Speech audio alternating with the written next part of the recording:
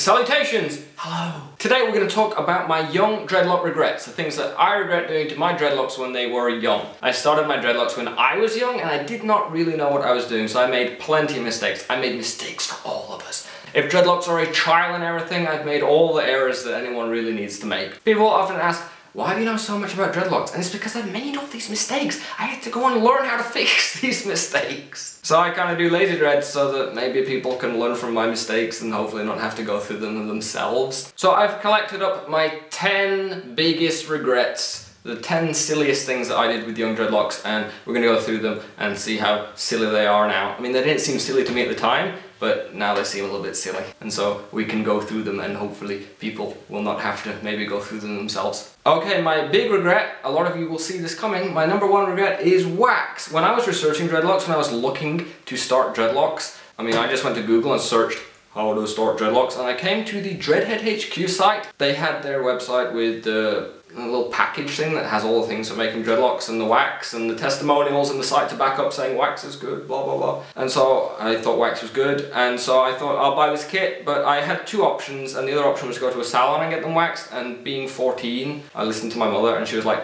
you should go to the salon because the salon is run by professionals and they know what they're doing. My mother doesn't sound like that.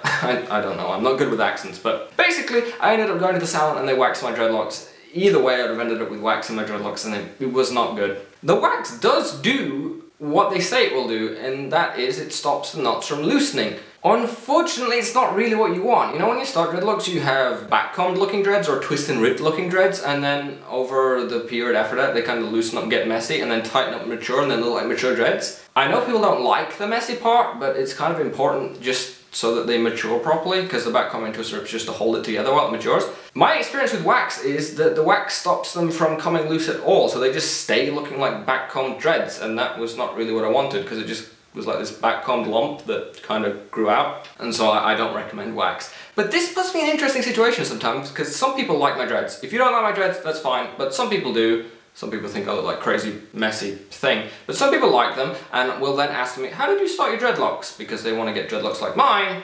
And when I say I used a salon and backcomb and wax, I have to quickly backpedal and say, even though that's the method I use, I wouldn't recommend it for you, because people who've been following my channel for a while will know that once those dreadlocks grew long enough, I did have to cut off all the wax length because they were never ever going to change from the day that they started being waxed and all stuck together. So that's my biggest regret. Regret number 2. Okay, so you know when you start dreadlocks, you get the recommendation that you shouldn't wash your dreads for a while. Depending on who starts them or where you look, it's going to be a different length of time. But you should give them a few days so the knots have time to settle before you start to wash, and then it reduces the likelihood they'll just wash straight out.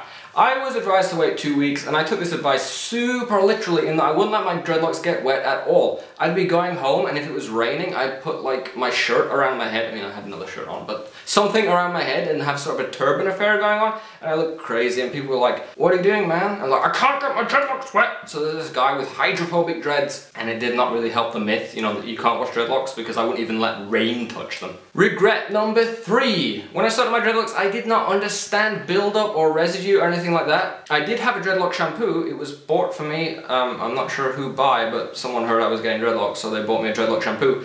It was spelled Dreadlocks shampoo. That should have maybe tipped me off that it was suspect. I've never seen this shampoo before or since. But this was kind of crazy for residue, so I'd be washing my hair and then I'd get out and I could still hear bubbles popping inside my dreads, and I could squeeze and then noises, and yeah, I'd go in and have to rinse again and rinse again. No matter how much I rinsed, I'd never get them feeling nice, and I guess it's a combination of residue forming shampoo and wax, so I wish I'd done more research regarding how to wash dreads before I started.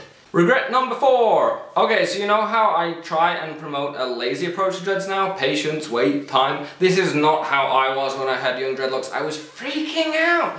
So I fully empathize with people who pay for their dreadlocks and then they go messy and then you freak out, because that's exactly what I did. I paid for my dreadlocks and I expected dreadlocks, and that's not what I got because I didn't understand the process. And so I would get up 2 hours earlier than I did pre-dreadlocks to straighten them. What? I would get up and I would start to straighten my dreads, and I'd have more back then because there were no Congos, so I had 72, and I'd twist each one individually, run the straightener down them to sort of stick the loose hair to the dread and sort of form them in a sort of dreadlock shape so they weren't sticking out like young dreadlocks will. And you know, I regret doing that because it didn't really help anything. It was a complete waste of time, and it's not pleasant to run a straightener through dreadlocks with wax in, trust me.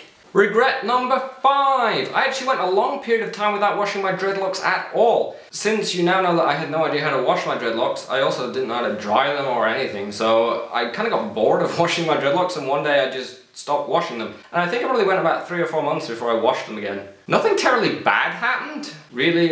They felt dirty and itchy for a while, but young dreadlocks will feel like that anyway, and then after enough time passes, it just stops and you forget about it altogether. I don't even think they smelled that bad, because trust me, I was in high school and people were making fun of how stupid my hair looked at all times. I guarantee if they smelled bad, they would have used that as ammunition to make fun of me. They would have loved that. The only thing I really noticed from having unwashed dreadlocks is that loose hair and the new growth did not really lock at all. It just kind of grew out, and so I don't recommend not washing your hair, because although it does not cause anything terrible to happen, it's not really all that helpful in my experience for the forming of the dreadlocks. Regret number 6. After a while, I did start to use shampoo with my hair again, but then I heard about this thing called no poo.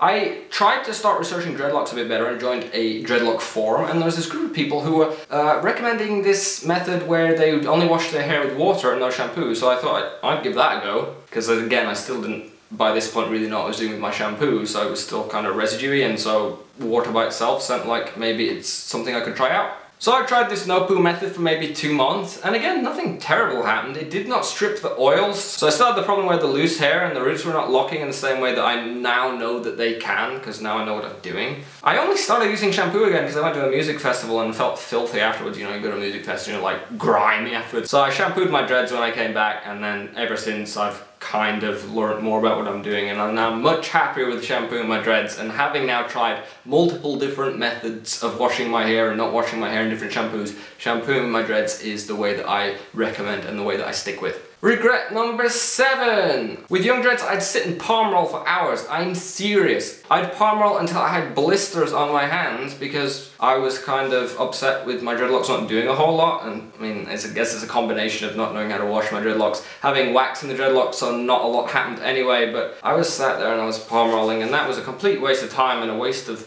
you know, good skin on my hands getting blisters. So I regret, you know, reading about palm rolling and sitting and doing it for hours for no reward. Regret number 8. I used to have these like little loose loops on my roots. I used to have it where it was sticking up like this, so I'd have a lump sitting up here. I had a few at the back and they would all stick up like that. And I used to hate that, because I'd have these little lumps on my head where these loops were forming at my roots, and they look really ugly. And so one day I tried to fix it, and I thought I'd invented this super cool way of making dreadlocks lock faster, and I passed the dreadlock through the root, and basically I'd figured out how to root flip by myself. I think a lot of people figure out root flipping at some point. And I was so excited. And then it's only after I stopped root flipping, because you can only root flip for a certain amount of time, and then it kind of gets all pulled too tight to flip anymore and too twisted. Because I didn't properly interlock the roots, I was just root flipping and root flipping. It's only after a little while that I realized, oh, this isn't good, because it caused the dreadlocks to grow out separate at the root because they were too tightly twisted. So I regret messing with my roots at all, because what I've learned from playing with roots is you're better off just leaving them alone. Regret number 9. This is another big one, and another one to do with washing and drying. So I maybe had figured out how to wash my dreadlocks, but I had still not figured out how to dry my dreadlocks. I used to be of the mindset that, hey, dreadlocks take a really long time to dry, so why not wash my hair just before I go to bed, and then they can dry while I sleep. I also did not even own a hairdryer at this point, so I was going to bed with my dreadlocks soaking wet and just laying there. And apart from probably getting like a cold from how cold this was making me, I got like the whole mildew dreadlock at one point, and it is not nice. It's not as scary as the name makes it sound. I know a lot of people say, oh, I can see this dread rot, I can see it in my hair. In my experience, I've never actually seen dread rot either on my own hair or on other people's hair. I've seen people who've had a mildew problem and a lint problem, and you can get lint in all different colours, so people think it's some sort of exotic mold, but I have never seen it. But I have had dreadlocks that had mildew and smelt like damp towel. So you know, if you have a towel and you go in the shower and you leave it wet and then just leave it on the floor or at the bottom of the washing basket and just let it sit, and then the towel starts to smell really bad because you didn't wash it and you left it damp for a long time,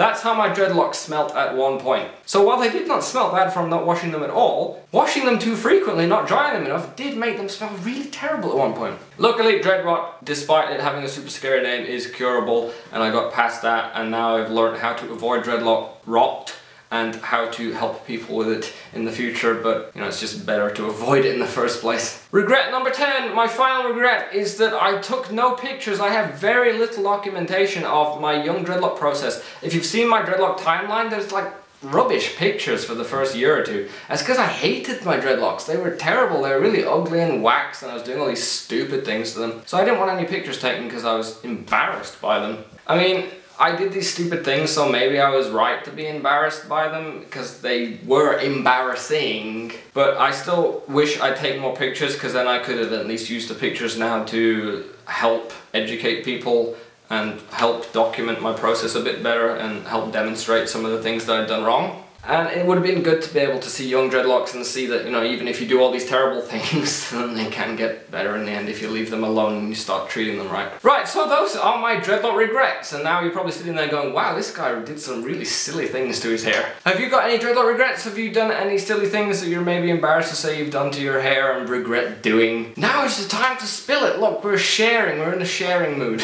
I hope you enjoyed this video. If you liked it, you can click the like, and then I'll know that you liked it, and then I will get a smile.